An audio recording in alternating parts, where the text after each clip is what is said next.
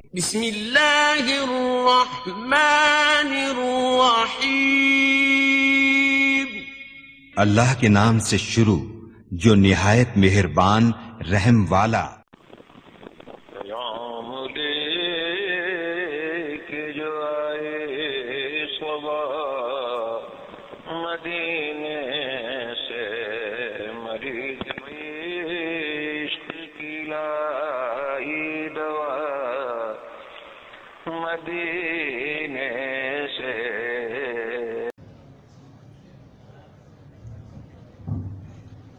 اگلے شریک مقابلہ تشریف لاتے ہیں انوار المصطفیٰ۔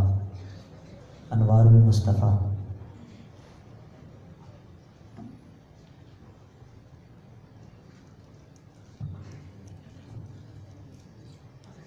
لك الحمد يا الله والصلاة والسلام عليك يا رسول الله وعلى آلك وأصحابك يا حبيب الله. أما بعد فأعوذ بالله من الشيطان الرجيم. بسم الله الرحمن الرحيم. لا أقسم بهذا البلد. صدق الله العظيم. الصلاة والسلام عليك يا أول، الصلاة والسلام عليك يا آخر، الصلاة والسلام عليك يا ظاهر، الصلاة والسلام عليك يا باطن. چین و عرب ہمارا، ہندوستان ہمارا، چین و عرب ہمارا، ہندوستان ہمارا، مسلم ہے ہم، وطن ہے سارا جہاں ہمارا، توحید کی امانت سینوں میں ہے ہمارے، آسان نہیں مٹانا نام و نشان ہمارا، اور دنیا کے بت قدوں میں پہلا وہ گر خدا کا، ہم اس کے پاسباں ہیں وہ پاسباں ہمارا، سالار کارواں ہے میر حجاز اپنا، اسی نام سے ہے باقی یا نام جہاں ہمارا۔ لیکن سب تعظیم حاضرین و ناظرین،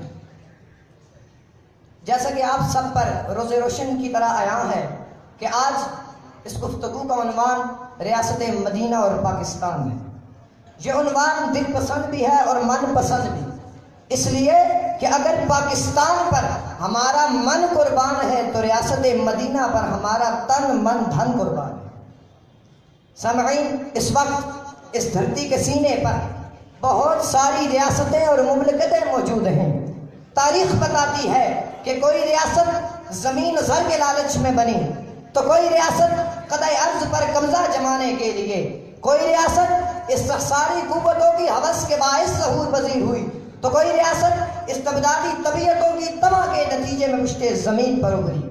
لیکن امام الانبیاء کے غلاموں، اس ارض پاک پر دو ریاستیں ایسی ہیں جو نہ زر کی لالچ میں بنی نہ زمین کی لالچ میں، نہ استحصال کے لیے بنی نہ استبداد کے لیے، بلکہ ایک ہی منشا دل نواز لے کر بنی۔ وہ کیا ہے کہ انسانیت کی فلاح کے لیے بنی اور انسانیت کی امداد کے لیے بنی، اور اگر یوں کہوں تو بجا ہے کہ دین خدا کے لیے بنی اور نظام مصطفیٰ کے لیے بنی۔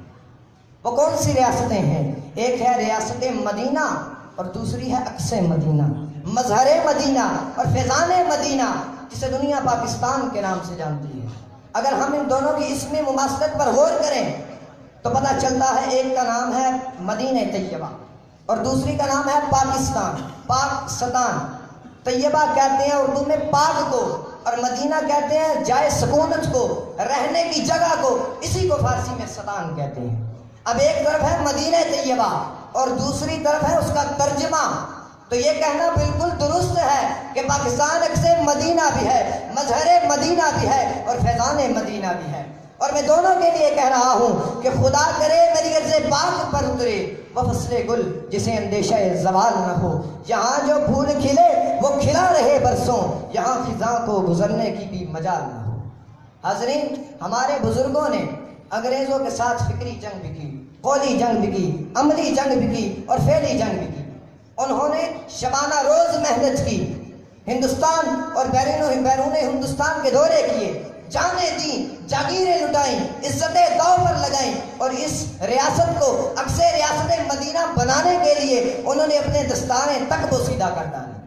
لیکن افسوس، تب جا کر یہ ملک بنا، لیکن افسوس، صد افسوس کہ ہمارے دین و دنیا سے بے پہرا حکمران اسے عکس ریاست مدینہ نہ بنا سکے، نہ وہ قرآن کا نظام لا سکے، نہ وہ سیرت طیبہ کی روشنی پھیلا سکے، نہ وہ انوار صحابہ سے قوم کو منور کر سکے، اور نہ وہ ضیاء آل نبی سے قوم کو روشناس کرا سکے۔ علم و دانش سے بے بہرا حکمران کبھی امریکہ کی غلامی کرتے نظر آئے، تو کبھی یورپ کے دریوزہ گر بنے، کبھی انہوں نے یہود کو خوش کرنے کی کوشش کی، تو کبھی ہنود کرنے کے جتن کرنے میں جدے نظر آئے، لیکن اکثر ریاست مدینہ نہ بنا سکے۔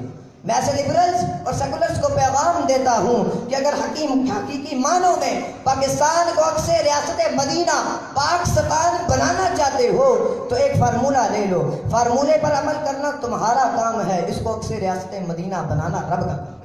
فارمولہ کیا ہے کہ صدیق اکبر کی صداقت بنا لو، فاروق اعظم کی عدالت اختیار کر لو، عثمان غنی سے سخاوت سیکھ لو، مولا علی سے شجاعت حاصل کر لو، امام حسن سے قیادت مانگ لو، اور امام حسین کے دربار علی مقام سے قیادت لے لو۔